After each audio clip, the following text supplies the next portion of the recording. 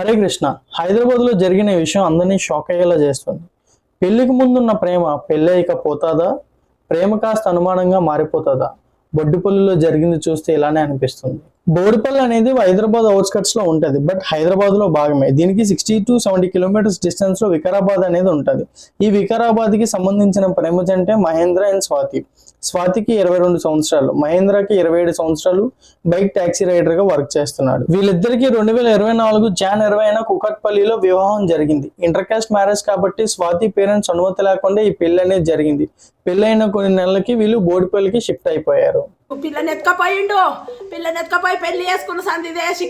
పెళ్ళైన కొన్ని మంత్స్ తర్వాత ఆన్ April 22, 2024 మహేంద్ర స్వాతిని టార్చర్ చేస్తాడని చెప్పి డౌరీ డబ్బులు అడుగుతున్నాడని వికారాబాద్ ఉమెన్స్ పోలీస్ స్టేషన్ లో కంప్లైంట్ ఇచ్చారు.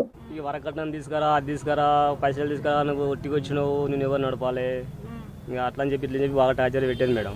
మస్తు టార్చర్ పెట్టేది. ఇంకట ఏమని లేకపోయినా నేను ఏం చేసినా మళ్ళీ నన్నే అంటారు కదా, మా మీద కేసు అవుతుంది. కాబట్టి నేను ఆడు కాముషు కూడా ఏమనలేను. మొత్తం స్టార్టింగ్ నుంచి మొత్తం గొడవలే మేడం. వీళ్ళకి కఠిన చర్యలు తీసుకోవాలి మేడం. ఇటువంటి దౌర్జన్యం చేస్తే వాళ్ళని ఉరియాలి మేడం. అని ఉంచొద్దు. ఇది ఇవాళ జరుగుతుంది, ఇంకోటి జరుగుతుంది, ఇంకోటి జరుగుతుంది. వాడు ఏం చేస్తాడు మేడం? జైలుకి పంపిస్తే మళ్ళీ 4 నెలలు 6 నెలలు ఉంటాడు, మళ్ళీ వస్తాడు, మళ్ళీ అట్లనే చేస్తాడు.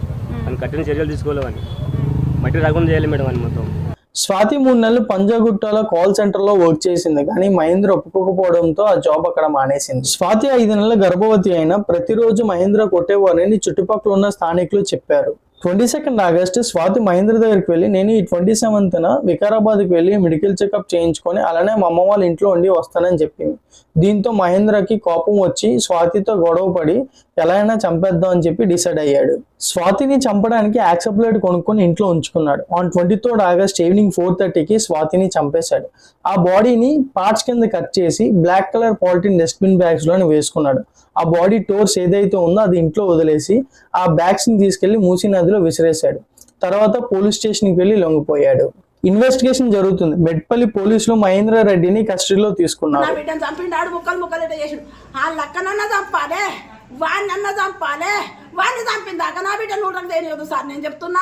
అనకూడదు, కానీ కస్టడీలో ఉండడం వల్ల పోయిన ప్రాణం తిరిగి వస్తుందా? కారణం ఏదైనా సరే 5 నెలల గర్భవతి స్త్రీని ఎలా చంపాలనిపించింది? నచ్చకపోతే డైవర్స్ తీసుకోండి. డైవర్స్ తీసుకొని ఎవరి లైఫ్ అలా హ్యాపీగా లీడ్ చేయండి. అంతేగాని ప్లీజ్ ఇలా చంపుకోకండి.